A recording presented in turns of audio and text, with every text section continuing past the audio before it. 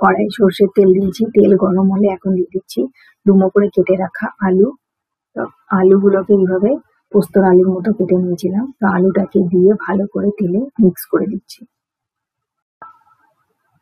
তো এদিকে আমি কুমড়ো ছোট ছোট করে টুকরো করে কেটে নিয়েছি, শিমও কেটে নিয়েছি, আর তার সাথে কেটেছি ক্যাপসিকাম। তো এখন আমি কুমড়ো গুলোকে দিয়ে দেবো।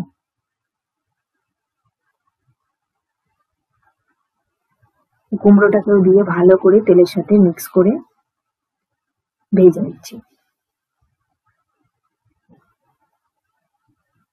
তো 1-2 মিনিট একটু নাড়াচাড়া করে ভেজে নেব।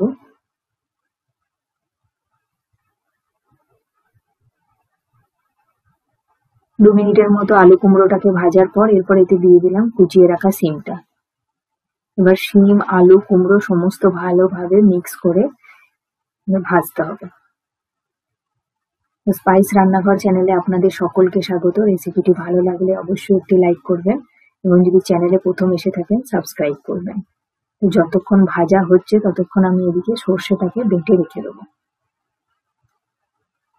আমি যে সবজিটা বানাচ্ছি এতে কিন্তু ভাজার টেকনিকটাই হচ্ছে সব থেকে মেন। তো এটা কিন্তু লো ফ্লেমে ধীরে ধীরে ভাজতে হবে। কিছুক্ষণ বাদে বাদে নেড়ে চেড়ে ভাজতে হবে। তো 2 মিনিটের মতো ভাজার পর এখন আমি দিয়ে দিচ্ছি পরিমাণ মতো হলুদ। হলুদ দিয়ে আবার ভালো করে মিক্স করে দিচ্ছি।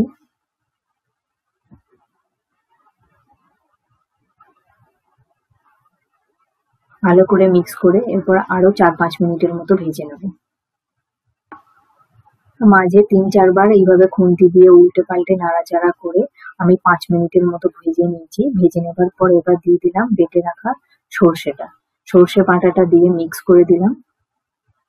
আর এখনই এতে দিয়ে দিচ্ছি 2টো চেরা কাঁচা লঙ্কা, আর তার সাথে দিচ্ছি পরিমাণ মতো নুন। আর এতে দিচ্ছি এই ছোট চামচটা টেবিল স্পুনের 1.5 চামচের মতো চিনি, কারণ এই তরকারিটা হালকা মিষ্টি মিষ্টি করা হবে।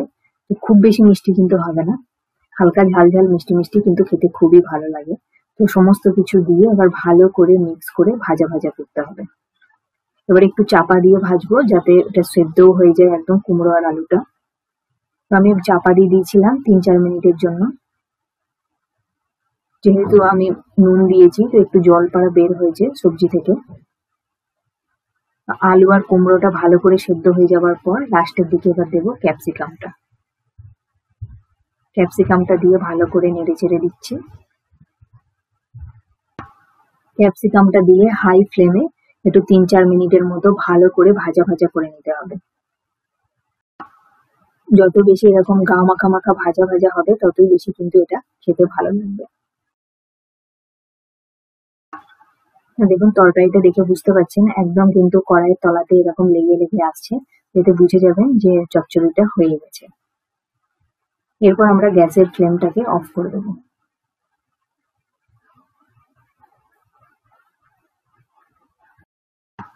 তো ফ্লেম অফ করে দিয়ে এবার এটাকে ঢাকা দিয়ে 2 মিনিটের জন্য রেখে দেবো, তারপরে এটাকে সার্ভ করবো।